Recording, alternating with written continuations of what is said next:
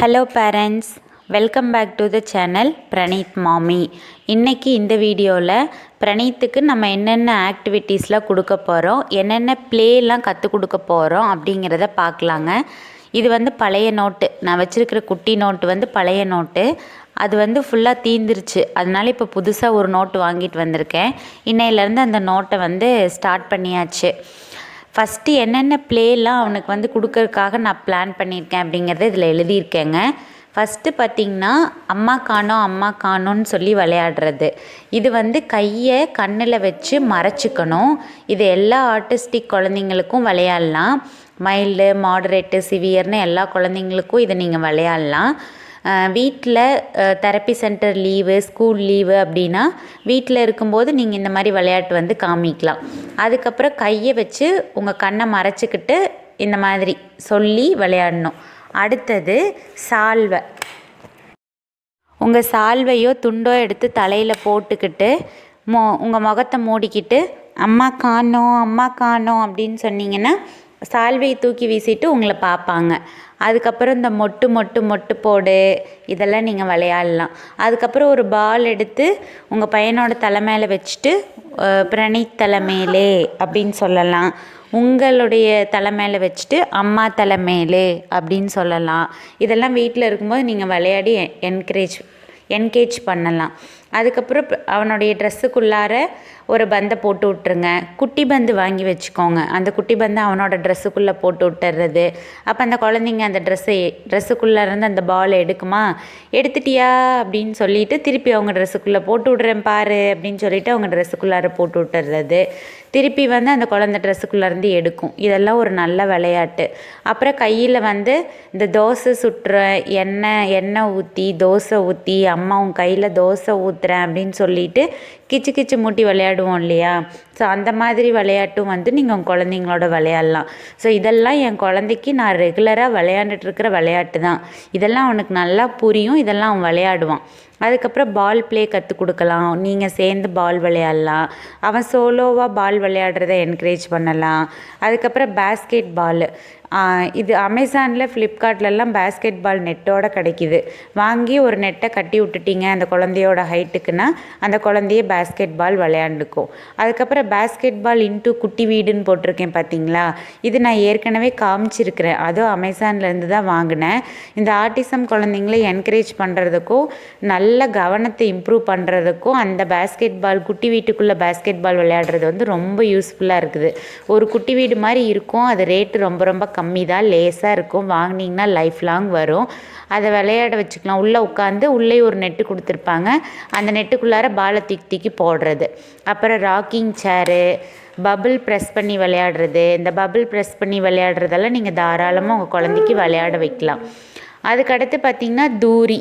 நீங்கள் பார்க்கு கூட்டிகிட்டு போயும் தூரி விளையாட வைக்கலாம். உங்கள் வீட்டில் ஏதாவது ஒரு தூரி கட்ட முடிஞ்சிச்சுன்னா கட்டி விட்ருங்க. வீட்டிலையே ஹால்லையே கட்டி விட்ருங்க, இல்லைன்னா பெட்ரூமில் கூட கட்டி விட்ருங்க.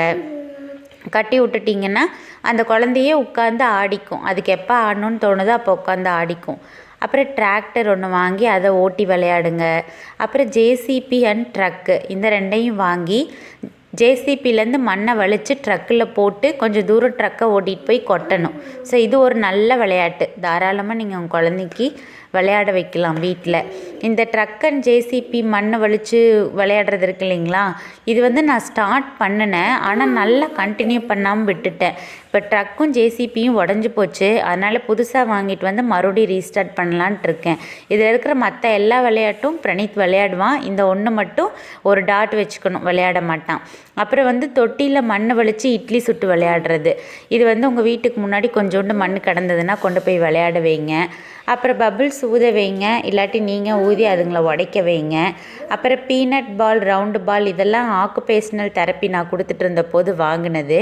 இப்போ வந்து ஏபிஏ தெரப்பி கொடுக்கறதுனால இந்த பீனட் பாலையும் ரவுண்டு பாலையும் யூஸ் பண்ணுறதில்ல. அதுக்கு பதிலாக அதை விளையாடுறதுக்கு யூஸ் பண்ணிட்டேன். ரவுண்டு பாலை உருட்டி விளையாடுறது.